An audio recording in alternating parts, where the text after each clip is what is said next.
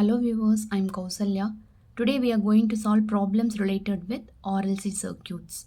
The problem is a series RLC circuit has R, L and C, right? And a constant voltage of 100 volt is impressed upon the circuit at t equal to 0.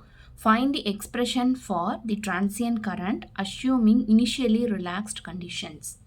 So here we need to calculate the current, right?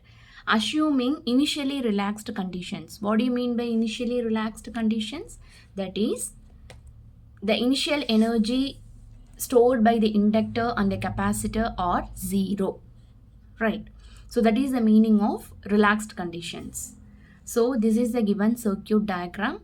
Here the values of R, L and C are given and a voltage is 100 volt is applied across the circuit and I is the current that flows through the circuit when the switch is closed at t equal to 0, right?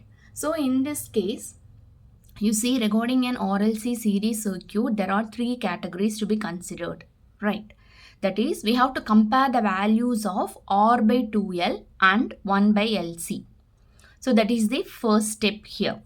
So when you compare, you see R by 2L the whole square. So just substitute the values of R and L and here the answer is 15625. And the next thing is 1 by LC.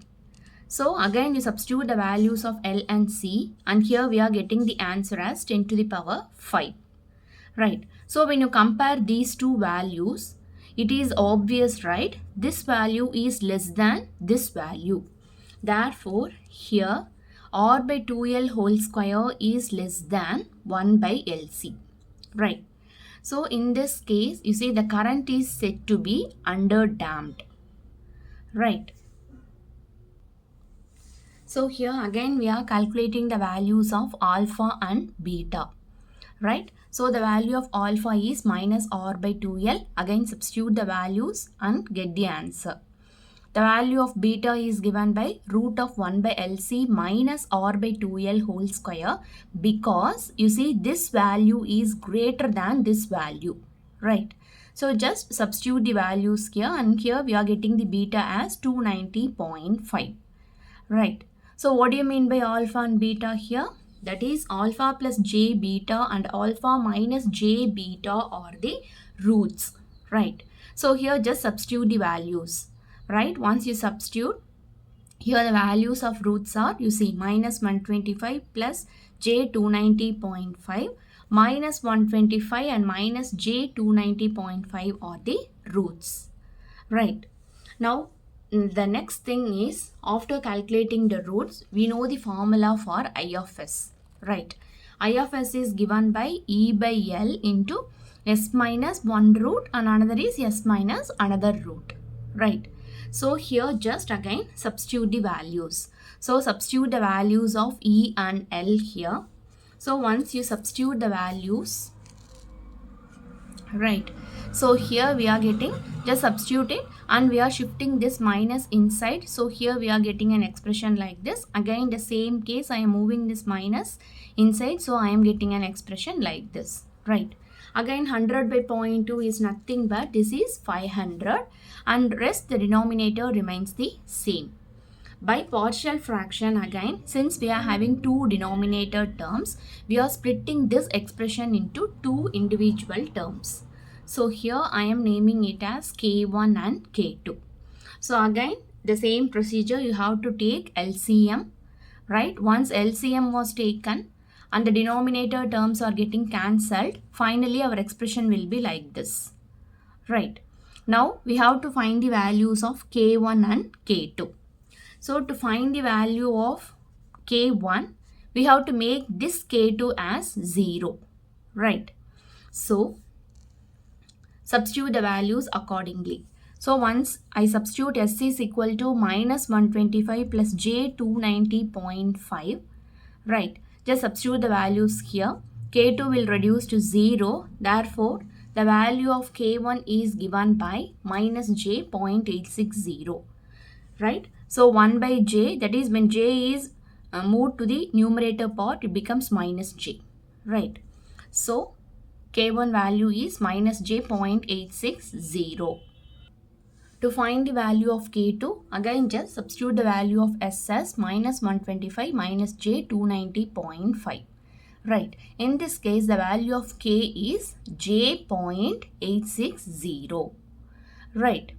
So, again you see when you bring this minus J to the numerator part, it becomes plus J. Right.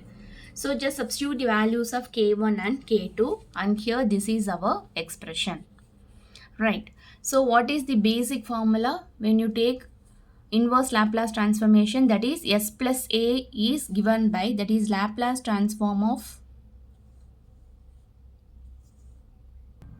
So, here inverse Laplace transform of S plus A is given by e to the power at.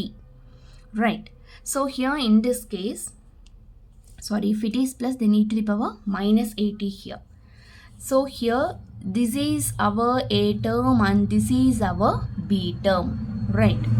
So, you see here this constant remains as such and I have rewritten this, right? Inverse Laplace transform of S plus this term is e to the power, right, minus 125 plus J 290.5t. So, here in this case you see I had splitted this plus as minus of minus, right? So that is the reason you see here we are having the terms as that is Laplace inverse Laplace transform of S minus A is nothing but e to the power plus at here, right? So here in this case this constant remains as such and here this S minus of this term, when you move this minus inside, what happens? This becomes minus 125 and this minus becomes plus. Right. So that is the reason why we are having an expression like this. Plus again this constant remains as such here. Again this plus is, I am splitting and writing it as minus of minus. Right. Again when you move this minus inside the bracket, here we will be having minus 125 and minus J 290.5t. Right. So in this case again you see I am splitting these two terms into individual terms. So how can you write that? That is e to the power minus 125t into e to the power J 290.5t. And similarly when you split this expression and write e to the power minus 125t into e to the power minus J 290.5t. Right. So again when you compare these two values, you see J 0.86 and e to the power minus 125t, these two terms are present in both these expressions. So here when you take these terms commonly outside, here this is our expression, right? And this expression can be written as 2j sine 290.5t. Okay, this is Max formula. So here after having this expression, finally we are going to multiply these numbers and j together, right? So here j into j is nothing but minus 1. That minus into this minus becomes plus. So here the final expression is again 0.86 into 2 gives you 1.72. So the answer is plus. So here it is 1.72 e to the power minus 125t sine of 290.5t. Right. So here this is the final answer for this problem. If you have any doubt, let me know in the comment section. Thank you.